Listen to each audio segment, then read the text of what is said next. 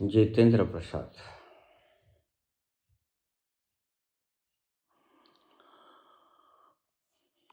आपने एक शब्द कहा बाबा कि राजनीति में कोई ओहदा धारण नहीं करना चाहिए।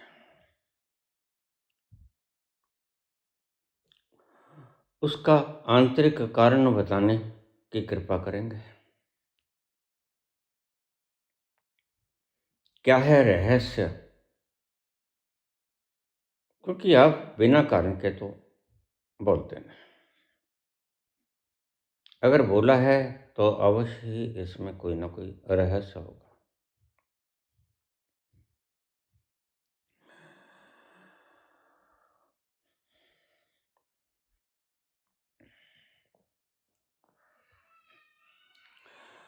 मनुष्य के चित्त पर पहले ही बहुत सी मान्यताएं,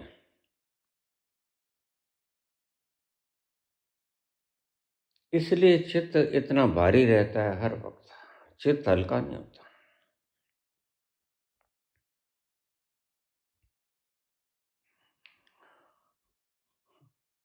अगर तुम खुद को देखने लग जाओ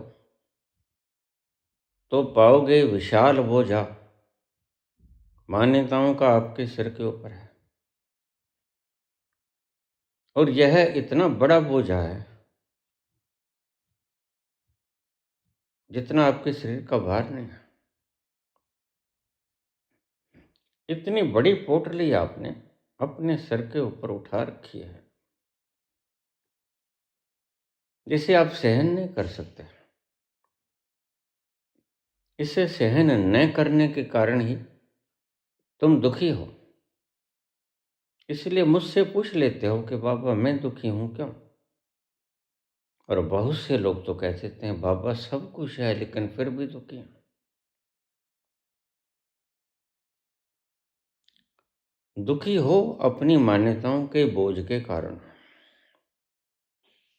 इतनी पांडाल तुमने सिर के ऊपर, चित्त के ऊपर बोझ की तरह डाल ली है कि उसका बोझ तुम झेल नहीं सकते। फिर उस बोझ के तले दबे दबे, कुचले कुचले तुम रोते हो, चिल्लाते हो, संत शरण में जाते हो।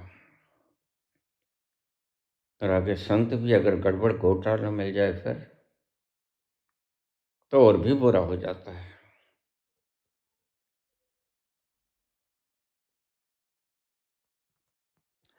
आपकी हालात मैं अच्छी तरह से समझता हूं, क्योंकि इन्हीं हालातों में से मैं निकला हुआ। इन्हीं संकटों में से रूबरू हुआ।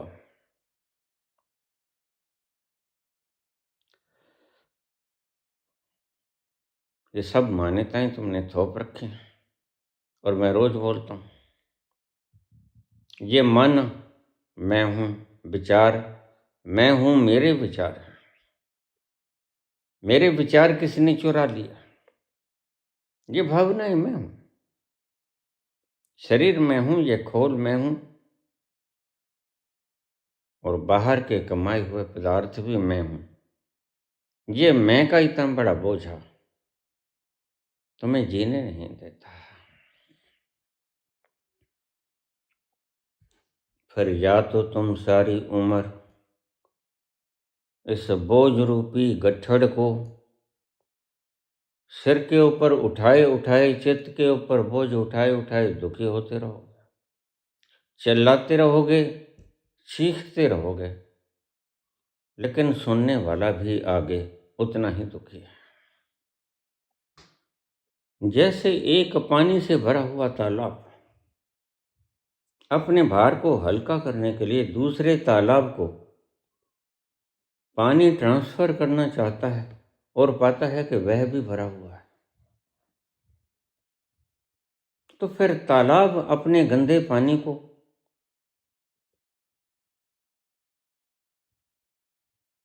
कहां बहाए? ये तुम्हारा बहुत बड़ा दुख है। तुम्हारे पास दूसरा खाली तालाब है और तुम्हें जरूरत है खाली तालाब की।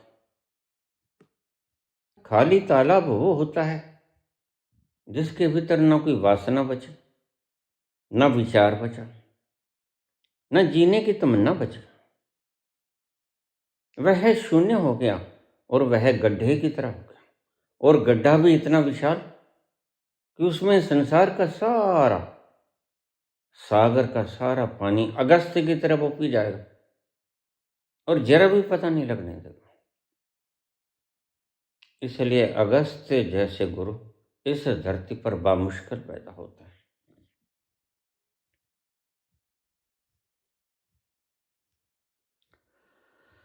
तुम पहले से भरे हुए हो। तुम्हें जरूरत है इस छलकते हुए तालाब में से थोड़ा पानी निकासी कर दें। इसलिए तुम भरे भरे रहते हो। तुम्हें कोई संगी साथी मिलता नहीं,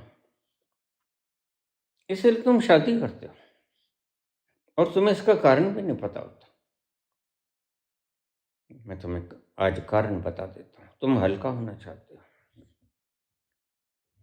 कोई मेरे इस दुख में शरीक हो जाए, कोई ऐसी खाली गड्ढा मिल जाए जिसमें मैं अपना दुख और तकलीफ फेंक सकूं, लेकिन वह भी आगे से भरा हुआ है। यह तकरार यूं तो नहीं हो जाती, कुछ तो मजबूरियां रही होगी। यूं ही कोई बेवफा नहीं होता, बस मजबूरियां यही हैं। फिर थोड़ी देर जब तुम लिपट लिपट जाते थे, एक दूसरे के बिना रह नहीं सकते, फिर तुम उसकी शक्ल देखना भी पसंद नहीं करते, उसके सानिध्य में बैठना भी अच्छा नहीं समझते। क्यों? क्योंकि तुम खाली होना चाहते थे और वो आगे से वो भी भरा हुआ है। इसलिए आज डेरों में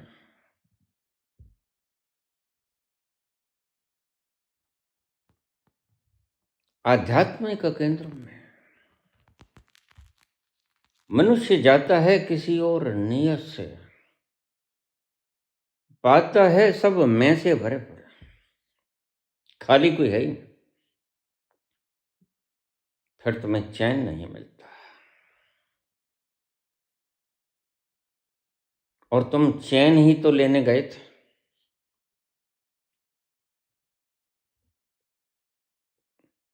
या तो तुम किसी गुरु की तलाश में निकल जाते हो,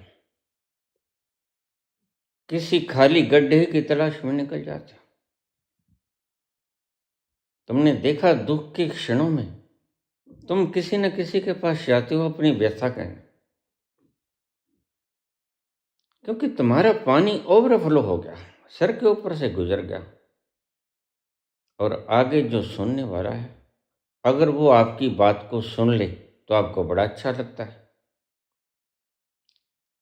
क्या कारण है इसके पीछे?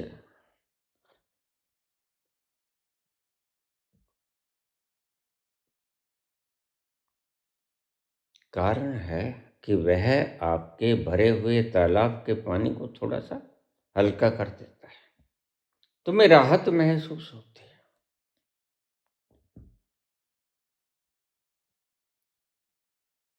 इसीलिए गुरु और शिष्य की परंपरा बनाई गई थी। गुरु खाली समुद्र है, बहुत विशाल गड्ढा है, जितना चाहे गंगा यमुना सरस्वती सभी नदियां उसमें अपना पानी उंडेल दे, उसे कोई फर्क नहीं पड़ता। सभी शिष्य उस गुरु के बीच में जाके मिल जाते हैं और हल्के हो जाते हैं। अपना बोझा चित्त का निर्मल हो जाता है।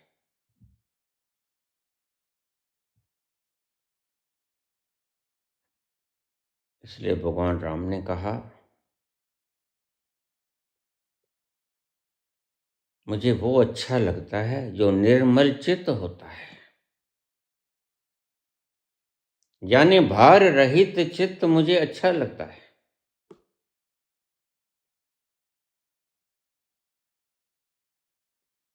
तुम्हें भी गुरु की तलाश है, क्योंकि कूड़ा कचरा भरा हुआ है। और तुम ऐसे समुद्र की तलाश में हो जो एकदम से खाली हो। लेकिन काश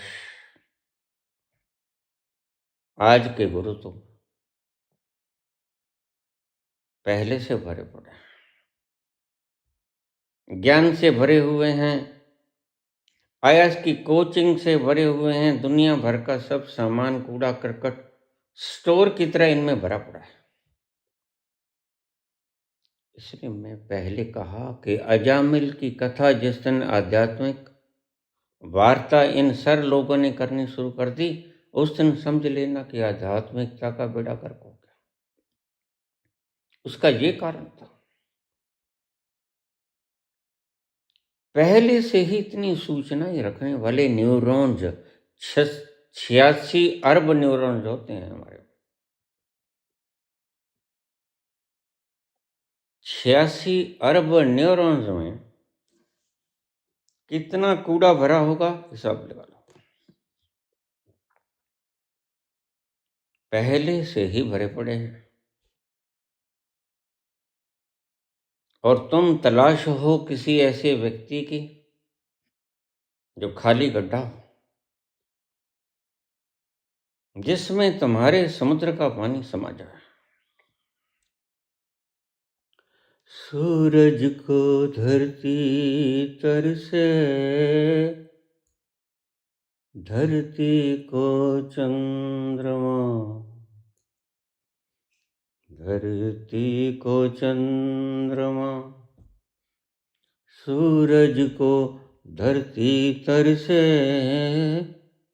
धरती को चंद्रमा, धरती को चंद्रमा, पानी में सीप जैसे प्यासी हर आत्मा, प्यासी हर आत्मा। ओ मितवारे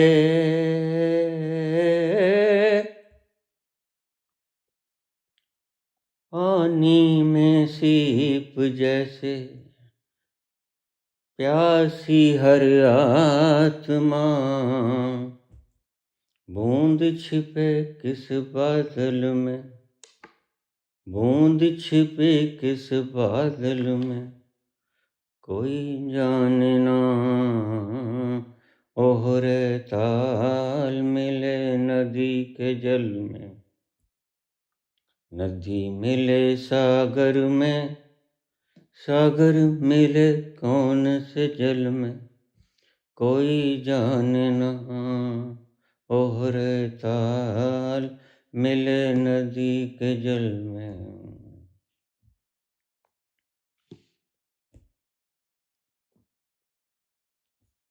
हर व्यक्ति चित्त के ऊपर अरबों अरबों मन टन भार लिए हुए घूम रहा है, फिर वह दुखी न हो। ये कैसे संभव है? निश्चित रूप से तुम दुखी हो, और सच में दुखी हो। तुम ऐसे ही नहीं रो रहे हो। और तुम्हें एक ऐसा गुरु चाहिए जो शून्य हो, जो एक समुद्र से भी बड़ा गड्ढा हो, जो तुम्हारे सारे दुखों को समाहित कर ले, जो तुमको ही अपने आगोश में ले ले, जो तुमको ही, तुम्हारे मैं को ही निगल जाए। लेकिन काश तुम्हें ऐसा गुरु मिल सकता है। उसका कारण है,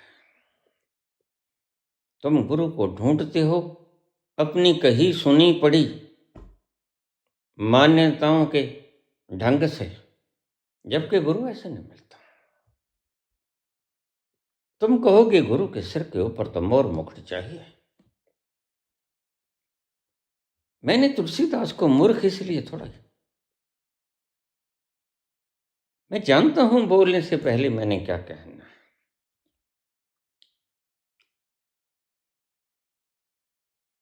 तुम अपनी मान्यताओं के हिसाब से पूर्व के गुरुओं को देखकर बिल्कुल उसी नाइन नक्श आकृति परिधान का गुरु चाहिए तुम्हें, फिर वह तो नहीं मिलेगा। फिर क्या होगा, कोई नकली गुरु वैसा ही वेश बन लेगा, मोर मुकुट लगा लेगा, कोई कृपालु जी महाराज जैसा, और रानियों के साथ रास रचाएगा। ध्यान रखना, कृष्ण का रास उसका प्रेम है, कृष्ण का रास उसकी चेतना से आता है, और कृपालु जी महाराज का रास उसकी वासनाओं से आता है। There is a huge difference between the two। बड़ा विशाल अंतर है दोनों में। एक का रास प्रेम से आए, एक का रास वासना से आए।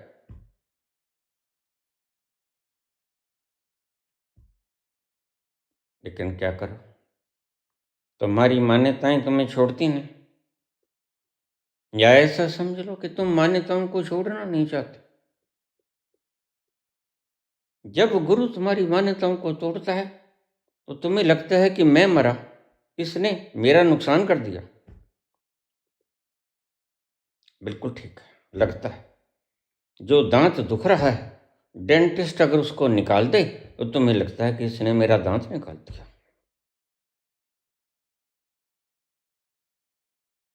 तुम उसको दंड भी दे सकते हो अगर मूर्ख हो तो।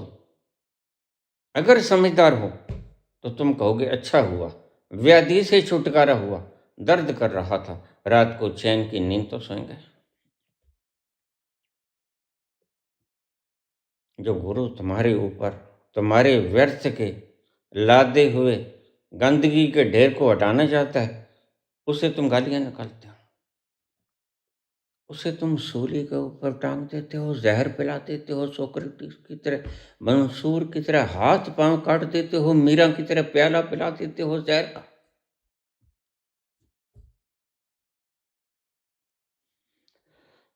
ऊपर से तुम इच्छा रखते हो कि हम सुखी हो जाएं,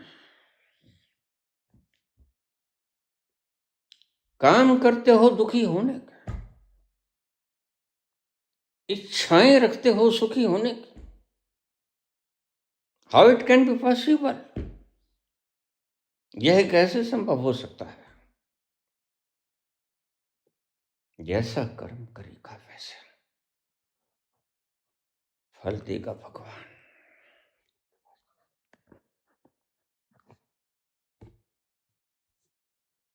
Every action there is an equal and opposite action।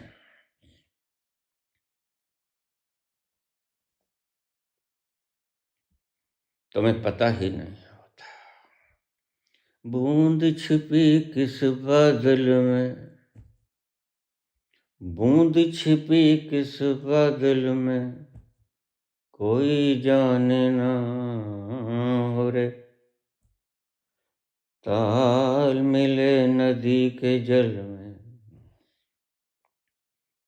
नदी मिले सागर में, सागर मिले कौन से जल में, कोई जाने ना हो रे। बूंद छिपी किस बादल में, कोई जाने ना। क्यों? तुम्हारे पास पैमाना नहीं, यद्यपि बताने वाले तुम्हें बता के गए,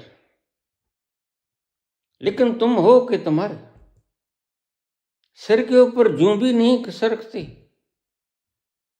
तुम इस बोझ को उठाने के एडिक्टेड हो गए। भला कोई सिगरेट का धुआं अंदर बाहर करता है, इससे उसको कुछ मिलता है?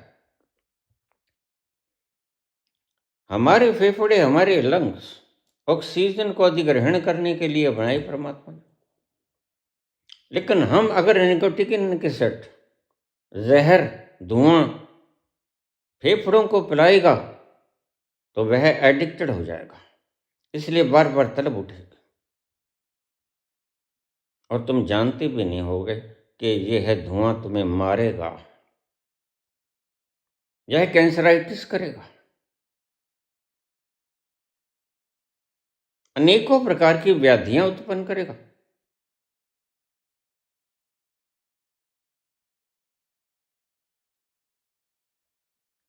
तुम्हारी मूर्खता क्या है? तुम्हारी मूर्खता है कि तुम्हें पता नहीं गुरु कौन है। इसलिए माखन शाह लुबाना दो दो अशरफियां सभी को टेक देते हैं, लेकिन आखिर में गुरु मिल जाता है। साधु रे गुरु लाथो रे।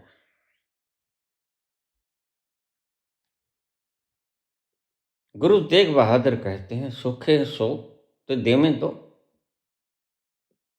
अरे देख मेरा कंधा,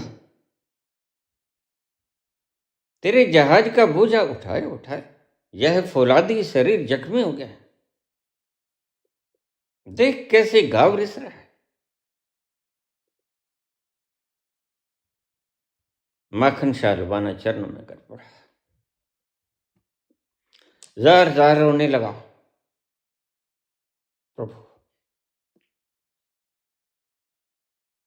क्षमा कीजिए, मैं अनजान हूं और तुम्हारे दुष्टों की भीड़ ने मुझे उलझा लिया था। ये सब दुष्ट हैं पाखंडी, जो किस्ती नमा टोपी पहने, जो पीली काली दाढ़ी करते हैं। कोई नहीं पहुंचा है, सिर्फ एक पार्टी है, सिर्फ एक गुंडों का समूह है, शैतानों का समूह है। इनकी अपनी अपनी वर्दियां हैं। कोई काला नकाब होता है, कोई पीला परिधान, कोई गेरुआ परिधान, लेकिन हैं सब गुंडे, शैतान। फिर कोई कल को मोर मुकुट लगा के कृपालु जी महाराज कहेगा, आओ रास रचना, मैं तुम्हारा कन्हैया, तुम मेरी गोपी, आओ प्रेमिका।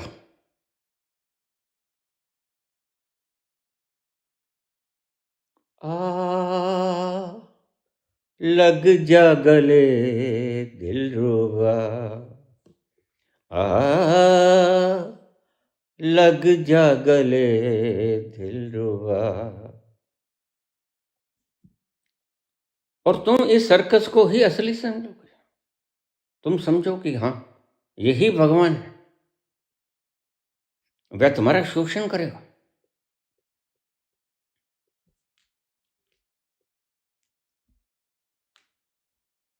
मैंने कृपाल जी महाराज से पूछा, अरे दुष्ट तूने यह क्या किया? अब उसको कहीं गर्भ नहीं मिलता। बोलता बाबा देखो मैंने पूछ के किया। मैंने कहा क्या खाक पूछा? पहले तो समझा दिया उसे कि मैं ऐसा कहूंगा तू हाँ कह देना। यह क्या खाक पूछा? यह तो गुमराह किया, जैसे डेरों वाले करते हैं, 5 नाम बोलना परमात्मा तक पहुंच जाओगे। जैसे ये पीली दाढ़ी करने वाला प्रेमानंद गुमराह कर रहा है, ये दुष्ट है सभी। इनको आध्यात्मिकता का कोई ज्ञान नहीं। इन्होंने उस अमृत रूपी आनंद को पिया नहीं, और फिर ये क्या कहेंगे, आपको बहलाने के लिए कहेंगे देखो हमने प्रतिक्रिया की। संत तो हम हैं, वह तो प्रतिक्रिया कर रहा है। गंदगी की निंदा नहीं होनी चाहिए क्या? झूठ का खुलासा नहीं होना चाहिए क्या? निंदा की हमने परिभाषा गलत बना ली, इसलिए आज भारत में सभी निंदित कार्य कर रहे हैं, विश्व में सभी निंदित कार्य कर रहे हैं। तुमने निंदा की परिभाषा बना दी। जो किसी के विपरीत बोलता है, वो चाहे ठीक बोलता है तो भी निंदा, वो चाहे गलत बोलता है तो भी निंदा। तो क्या जुबान कुटवा ले?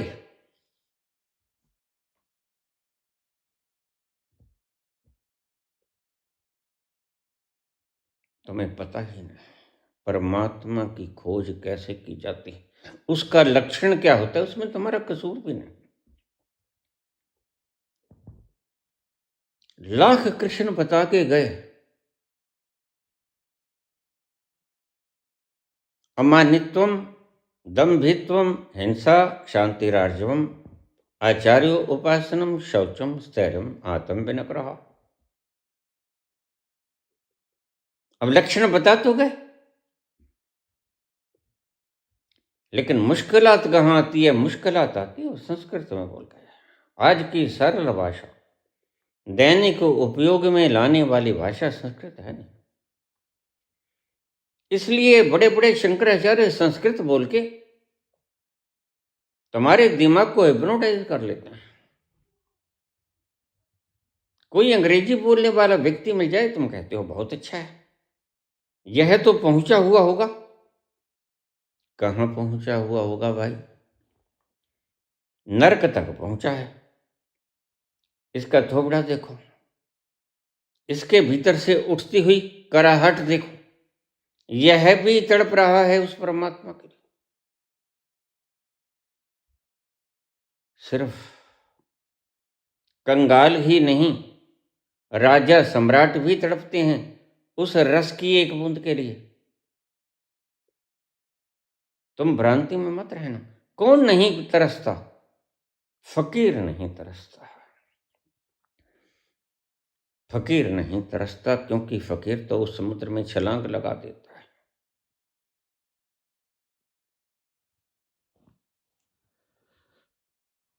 फकीर उस आनंद के रस को पी लेता है जिसका समुद्र भरा पड़ा है हमारे ही भीतर।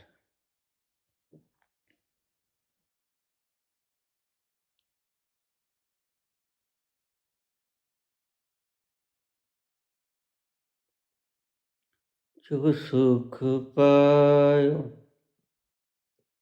राम भजन में, जो सुख पायो राम भजन में, वो सुख नहीं अमीरी में, वो सुख नहीं अमीरी में, मंडो लाग्यो मेरो राम।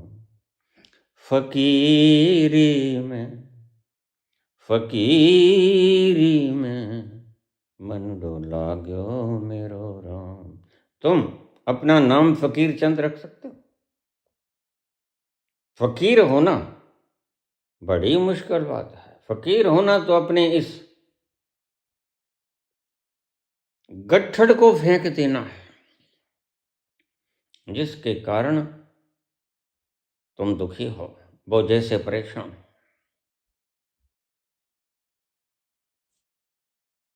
जयचंद्र प्रसाद, तुमने पूछा पुत्र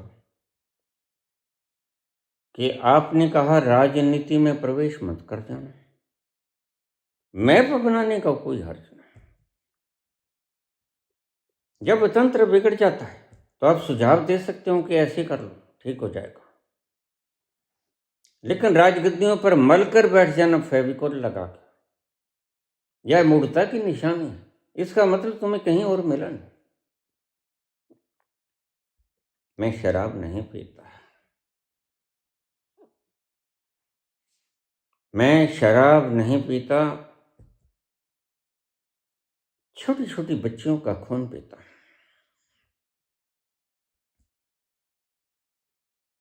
मैं गौ मांस नहीं खाता, छोटी छोटी नाबालिग बच्चियों का लेग पीस खाता हूं।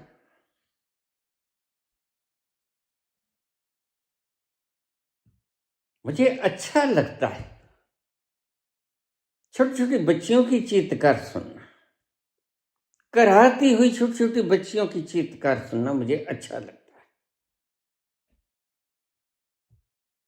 इसलिए मैं शराब नहीं पीता, क्योंकि जो मजा छोटी बच्चियों के खून में है, तुम्हारी शराब तो कड़वी होती है।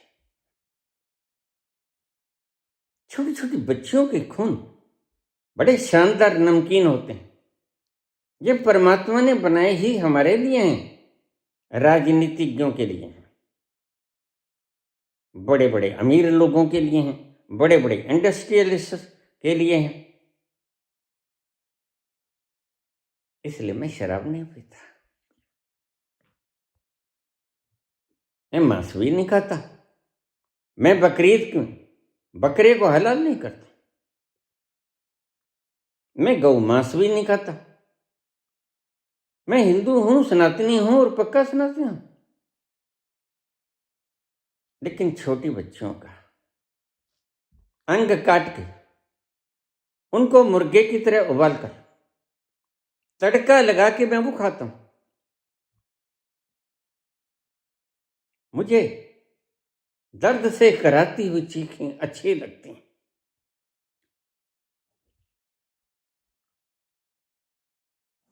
तेरी दुनिया से होके मजबूर चला मैं बहुत दूर बहुत दूर चला तेरी दुनिया से। एक कच्ची झोंपड़ी के अंदर बैठा हुआ संत भी है, जो सुख पायो राम भजन में, वो सुख नाही अमीरी में, मनड़ो लागो मेरो राम फकीरी में। इस बोझे को गला दो, प्रेम रस में गला दो, नाम रस में मत गलाना, क्योंकि नाम को इन्होंने बदनाम कर दिया। प्रेम रस में गला देना।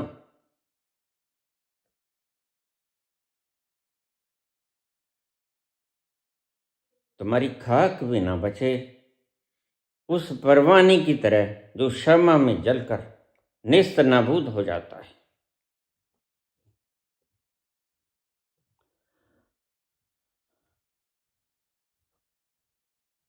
इन्हें जश्न मनाने दो। लेकिन एक बात तो मैं कहता हूं, आखिर में आएंगे मेरी ही शरण में। समुद्र जानता है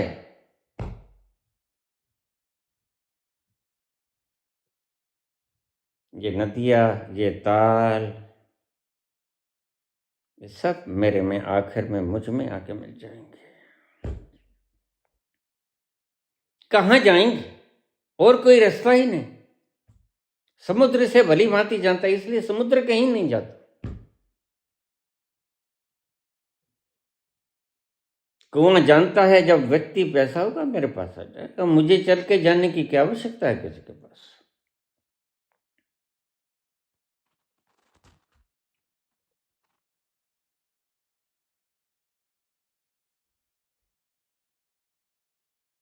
पुत्र, राजनीति में ये होता है। दुखी तुम पहले से हो, यह दुख क्या कम है। जन्मों जन्मों से एक बहुत बड़ी चिपकाहट तुम्हारे संग संग चल रही है, साई की तरह। वो चिपकाहट है कि तुम शरीर हो, और यही चिपकाहट तुम्हारा असली चित्त का बोझा है। अगर तुम दुखी हो, भारी भारी लगता है जिया, तो उसका कारण तुम्हें बता देता हूं। उसका कारण है कि तुम जन्मों जन्मों से मान लिए हो कि मैं शरीर हूं। तुम सांप की योनि में थे तो माने थे कि मैं शरीर हूं, मैं सांप हूं। तुम वृक्ष थे तो मैं वृक्ष हूं। तुम अमीबा थे तो मैं अमीबा हूं। तुम गाय थे तो मैं गाय हूं। मैं चौपाया हूं, मैं दोपाया हूं। मैं यूनिसेलुलर हूं, मैं मल्टी सेलुलर हूं। लेकिन मैं हूं शरीर। ये जन्मों जन्मों से तुम्हारे चित्त के ऊपर बोझ ऐसा चढ़ा कि आज वो हिमालय पर्वत से भी ऊंचा हो गया। भला इतने भार को तुम सहन कर पाओगे? तुम्हारे दुख का असली कारण ये है। भला इसको नाम से कैसे मिटाओगे? इसको सत्य का घण चाहिए, इसको सत्य का हथौड़ा चाहिए, इसको वो आरा चाहिए जो चीर दे पत्थरों को। लेकिन तुम चीखते हो, तुम चिल्लाते हो।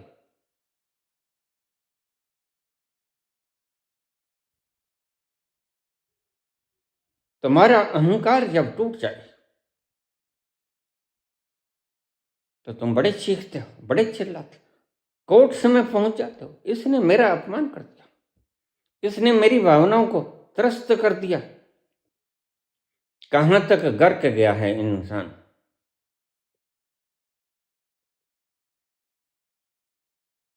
मैं शरीर हूं, मैं भावना हूं। इसने मेरी भावनाओं को आहत किया, इसे 500 करोड़ रुपए मुआवजा। मैंने पूछा उससे, मुझे ये बता, इस शरीर के अंदर कितना माल है? वैज्ञानिकों के हिसाब से 5 रुपए 6 आने का माल है। थोड़ी महंगाई हो गई, 6 रुपए 5 आने का समझ लो, इससे ज्यादा माल नहीं। और इसको फूकने के लिए 1000 रुपए लग जाता है। 6 रुपए 5 आने के माल को फूकने के लिए 1000 रुपए लग जाता है अंतिम संस्कार में।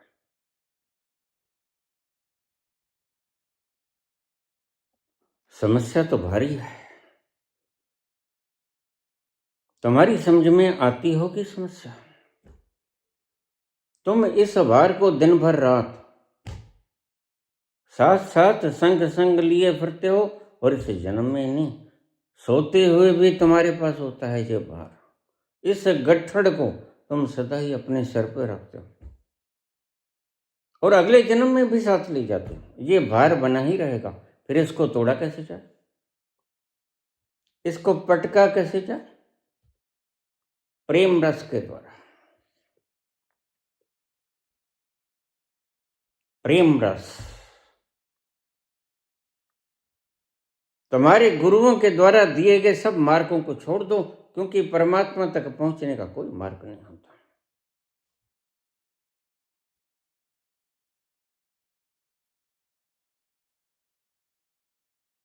परमात्मा तक पहुंचने का, परमात्मा मंजिल है, और वहां तक पहुंचने का कोई मार्ग इसलिए नहीं है कि सब जगह वो है। ईशावास्यमिदं सर्वं यत् किंच जगत्याम जगत्। अगर सब वही है तो कहां जाओगे?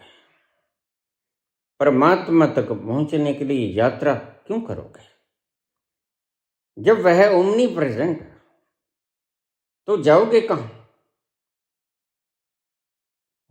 कौन है तेरा मुसाफिर, जाएगा कहां? दम ले ले दो घड़ी, इच्छियां पाएगा कहां? वहां कौन है तेरा? वहां कोई भी नहीं। तू अगर ठहर जाए तो यहीं तू है, क्योंकि he is present everywhere, he is omni present. किसी यात्रा की जरूरत नहीं तुम्हें परमात्मा के पास पहुंचने की, क्योंकि परमात्मा इज ओमनी प्रेजेंट। जहां भी जाइएगा पाइएगा अजीर उठ कर, अब कहाँ जाइएगा? जहाँ जाइएगा हमें पाइएगा अजीर उठ कर, अब कहाँ जाइएगा? मानवता से प्रेम करने के बजाय तुमने मानवता को काट के उसका लहू पीना शुरू कर दिया है। छोटे छोटे बच्चों, मत पियो खून को, प्रेम रस को पियो। मत लड़ाओ छोटे छोटे बच्चों को अपनी शाखाओं में भर्ती कर। मत जहर उंडोलो इनके दिमागों में। माँ बापों को समझना चाहिए हम बच्चे को किस राह के ऊपर भेज रहे हैं।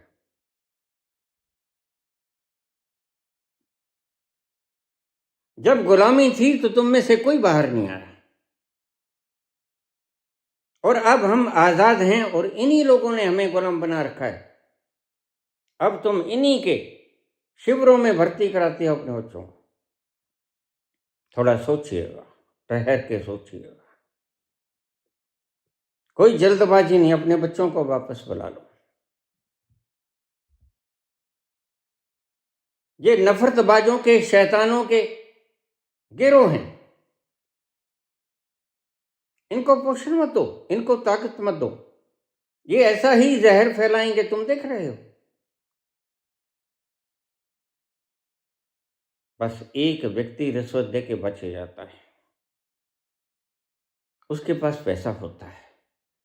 एक व्यक्ति रिश्वत दे के बच नहीं सकता क्योंकि उसके पास रिश्वत देने के लिए पैसा नहीं होता। इतना सा ही फर्क है तुम्हारे न्याय और अन्याय। प्रेम का रस पियो,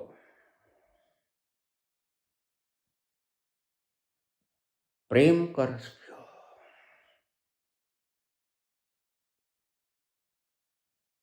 प्रेम वो विधि है, प्रेम वो तकनीक है जो तुम्हारे अहंकार को जड़ मूल से समाप्त कर देगा।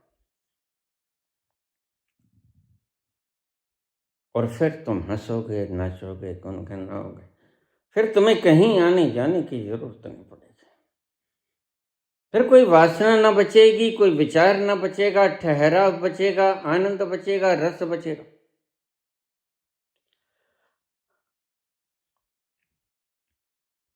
तुम्हारा जीरा झूमेगा, चारों ओर सुगंध होगी अमृत के। अनजाने होठों पर ये पहचाने गीत हैं, पहचाने गीत हैं।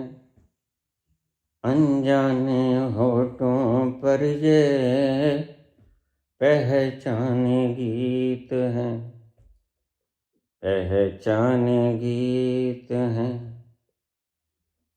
कल तक जो थे बेगाने जन्मों के मीत हैं, जन्मों के मीत हैं।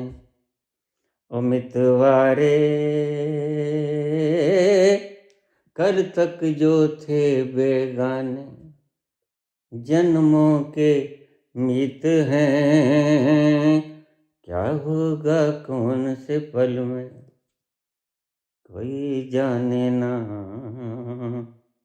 ओहरे ताल मिले नदी के जल में, जली नदी मिले सागर में, सागर मिले कौन से जल में कोई जाने ना। ओहरे ताल मिले नदी के जल में।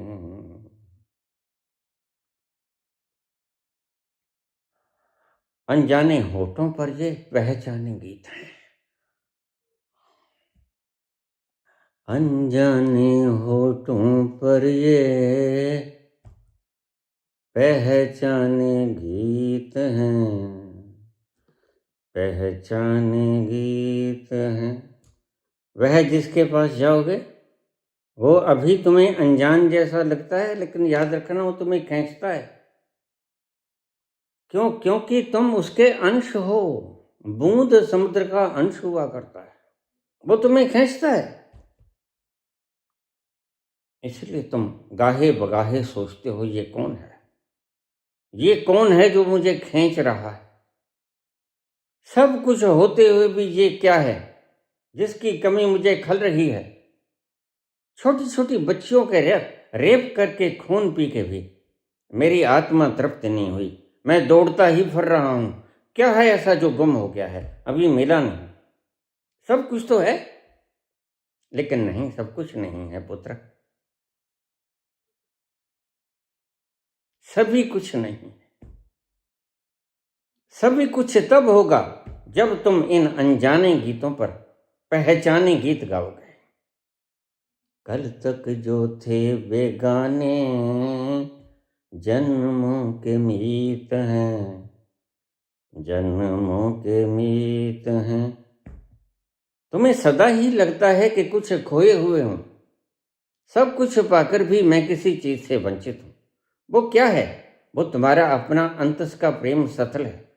वह अंदर अंदर का समुद्र है तुम्हारा, जो चुंबक की तरह तुम्हें हर पल खींचता है।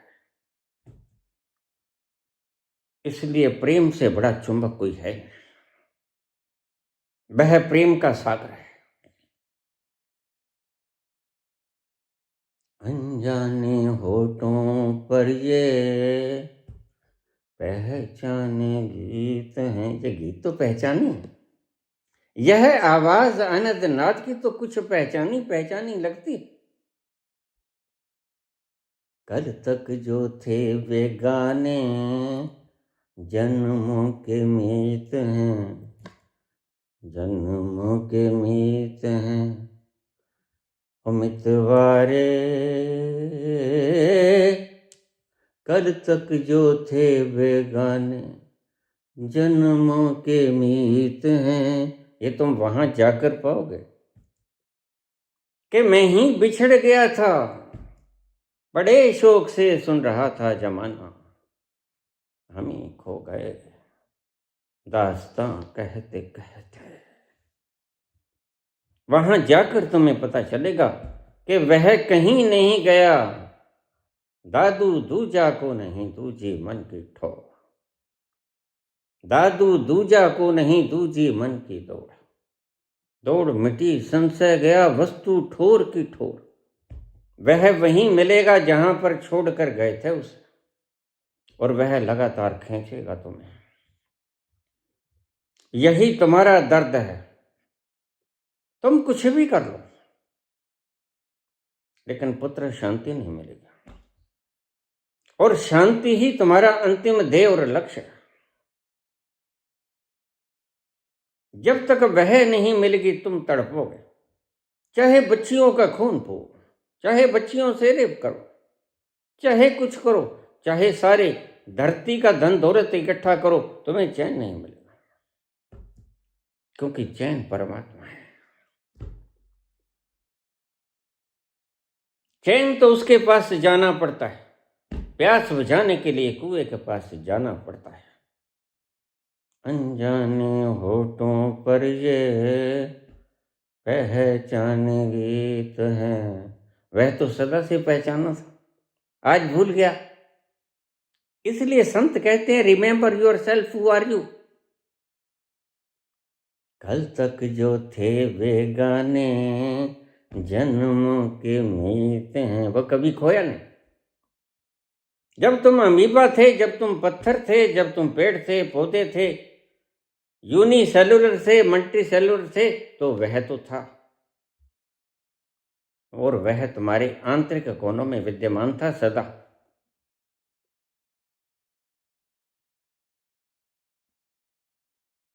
वह तो जन्मों जन्मों से तुम्हारा मीत है, बस तुम ही छोड़कर आ गए उसे। मेला देखने संसार का और भटक गए। आज तुम्हें याद नहीं कि मेरा असली मुकाम क्या है। इसी असली मुकाम की चाहत में तुम दर दर की ठोकरें खाते हो। तुम एपिस्टीन कांड करो, तुम हिरेन पांड्या को मारो, तुम तुलसी प्रजापति को मारो, तुम सोहराबुद्दीन को मारो, तुम जस्टिस लोआ को मारो, तुम 750 किसानों को मार दो, तुम सारी दुनिया को मार दो, लेकिन एक बात ध्यान रखना,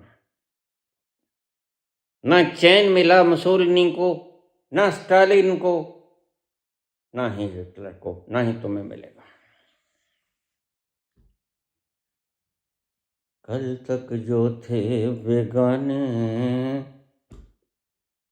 जन्मों के मीत हैं, जन्मों के मीत हैं। उस जगह पे पहुंच जाओ जहां जाकर तुम वापस ना आ सको, पॉइंट ऑफ नो रिटर्न।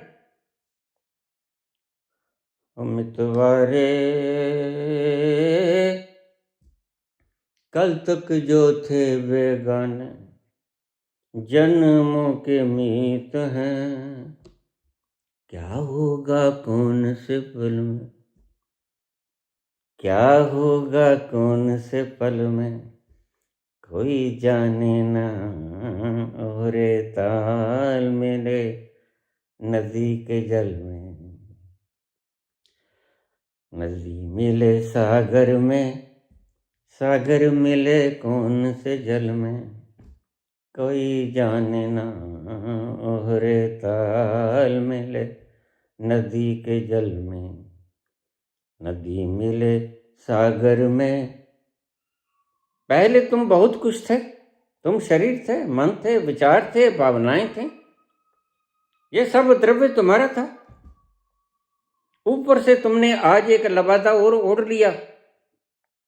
इसलिए मैं कहता हूं कि राजनीति में मत जाना, राजनीतिक ओहदा मत स्वीकार करना, क्योंकि पहले भार कम था क्या, अब मैं प्राइम मिनिस्टर हूं, यह और बोझ लाद लिया तुमने। मैं चीफ मिनिस्टर हूं, ये बोझ और लाद लिया तुमने मान्यताओं पे। है तो ये मान्यताएं, कोई भी कभी भी गद्दी छुड़ा लेगा, और अगर कोई भी ना छुड़ा सका तो मौत तो छुड़ा ही लेगी।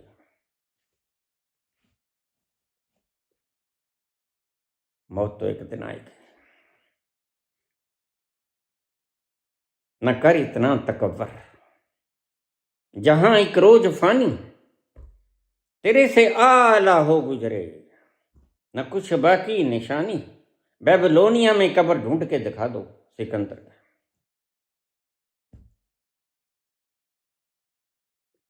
तुम्हें कुछ पता नहीं, तुम अंधे हो। तुम धृतराष्ट्र की तरह आंखों से अंधे नहीं, तुम बुद्धि से अंधे हो, तुम बुद्धांत हो। क्या होगा कौन से पल में, कोई जानना। और ताल मिले नदी के जल में, नदी मिले सागर में, सागर मिले कौन से जल में, कोई जाने ना। और ताल मिले नदी के जल में।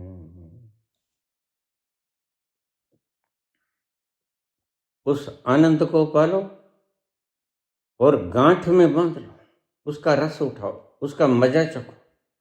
बाहर कोई मजा नहीं है। एपिस्टिन मर गया, ट्रंप मर जाए, सब मर जाएंगे, लेकिन मजा, मजा तो जहां है वहीं पड़ा है। मजा कभी नहीं मरता, वह वहीं रहेगा। वस्तु ठोर की ठोर, वह कभी कहीं जाता नहीं, वह अकंप है, वह अटल है, वह यात्रा नहीं करता, क्योंकि सब जगह है। कहां यात्रा करेगा।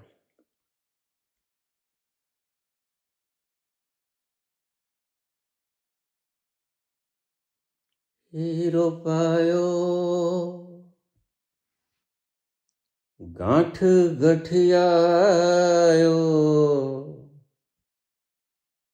हीरो पायो गांठ गठियायो, बार बार वाको क्यों खोले,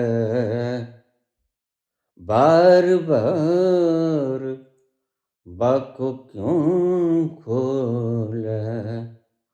मन मस्त हुआ, ओ मन मस्त हुआ, मन मस्त हुआ, मन मस्त हुआ, मन मस्त हुआ, फिर क्यों बोले।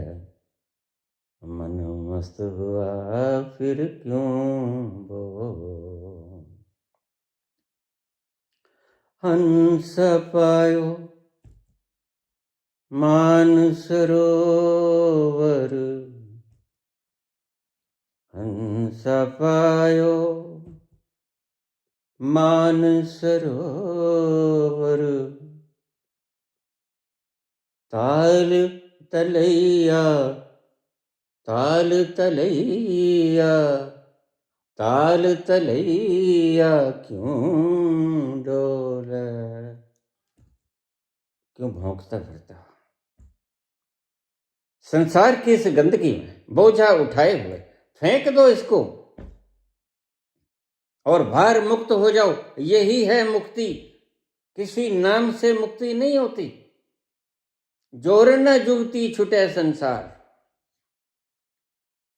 इस बोझे को पटक दो। रो मत, चिल्लाओ मत, सीधा सा उपाय, तुम्हारे सिर के ऊपर जो बोझ है उसे पटक दो। ताल तलैया क्यों डोले, कभी इसी गुरु के पास, कभी उसी गुरु के पास, कभी उस डेरे में, कभी उस आश्रम में। ये ताल तलैया हैं सभी, ये बहुरूपी हैं। तुम्हें ठगने के लिए दाढ़ी पीली काली करते हैं। इन गुंडों का गिरोह है, इस गिरोह से बचो। ताल तलैया क्यों डोले, मन मस्त हुआ, मस्त हुआ, मन मस्त हुआ, मन मस्त हुआ, मन मस्त हुआ, मस्त हुआ फिर क्यों बोले।